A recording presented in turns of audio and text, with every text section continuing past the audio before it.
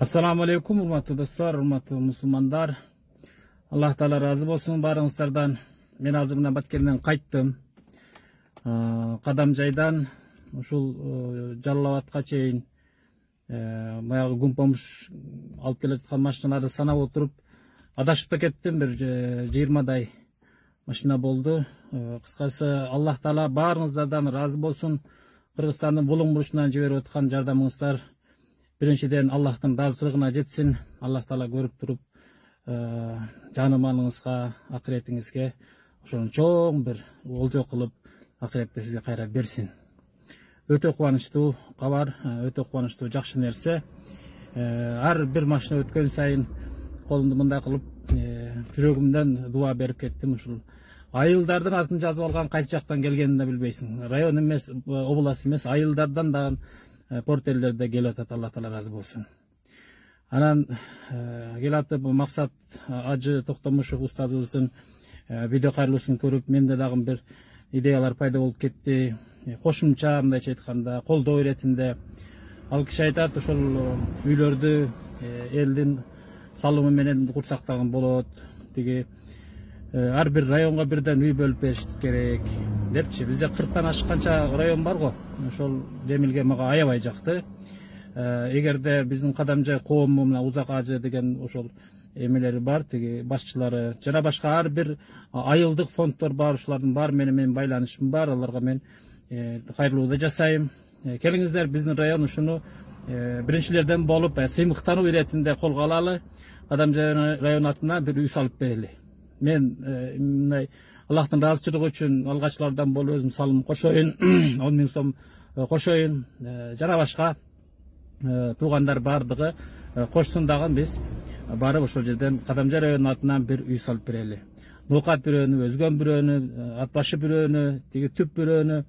Ошентип ар бир район бирден үй салып берсе, бул өтө чоң бир жакшы жумуш болмок да туугандар. Себеби ошол Кыргызстандын башын бириктирген, кыргыздардын бардыгына ынтымакка чакырган бир айыл болуп калмак. Жана ошол жерде барып көрүңүздөр, урматтуу туугандар. Баткенге бара элек туугандар көп достор.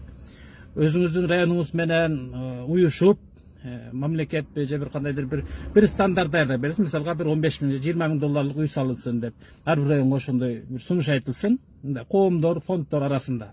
Анан алар акчаны чогултуп туруп, анан кийин ошол жигиттер Баткенге бара электер, барсын ошол жерге барып, ошол мынау арыктын ар жагы, эменин забордун ар жагы Тажикстан, бер жагы Кыргызстан деген жерлерде жүрүп көрүп, сезип, туюп чегара айдын экенине. Ошол мына ушул үй күйүп кетти, байкуш байке келиңиз, биз тиги Кировканын атынан, же болбосо биз Сокулуктун атынан, же болбосо биз ушул Алайдын атынан ушу үйүңүздү куруп берели деп куруп берип коюңуздар. Эми Тажикстан куруп берсин, анан сотко берилсин, тиги төлөп берсин деп отурсак, эми кыш түшөт.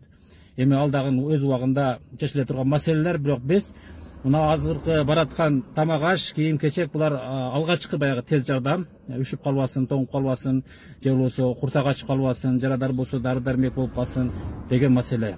Ал эми биз эми азыр кичине көбүрөөк жардамыбызды үйлөрдү салып бергенге аракет кылалы. Макулбу, иншалла. Ушул нерсени мен аябай жактырдым.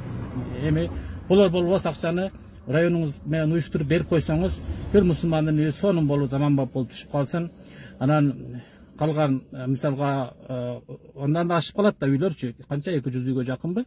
Калган байлар куруп берсин, калган фонддор куруп берсин. Ошентип биз кудум кыргыз эли бириге калып туруп 3 айдын ичинде бир дагы үй жабыркабагандай деңгээлде жаңы үйлөрдү салып бергенге мүмкүнчүлүгүбүз бар.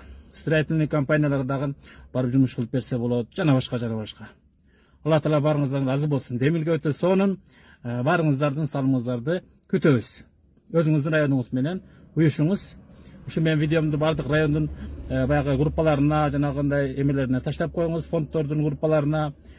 Биз буюрса мен ушул эгер өкмөт чечим албаса деле биз барып туруп эле Кадамжай районун бир үй салып беребиз деп ким кой демек бизге? Ошондой эле өкмөт мындай чечим кабыл алып берсе, макул десе, добро берсе, бул нерсе өтө тез уюшуп кетет буюрса. Караңыз, эми Кыргызстандын наркы бурчунан келип кара колдуктар, мисалга ысык көлдүктөр, баткенде bir үй салып берип аткан болсо өтө сонун bir жакшы нерсе болот. Алла таала барыңыздарга тынччылык, амалчылык берсин. Рамазан айында кылган ниетиңиздер кабыл болсун.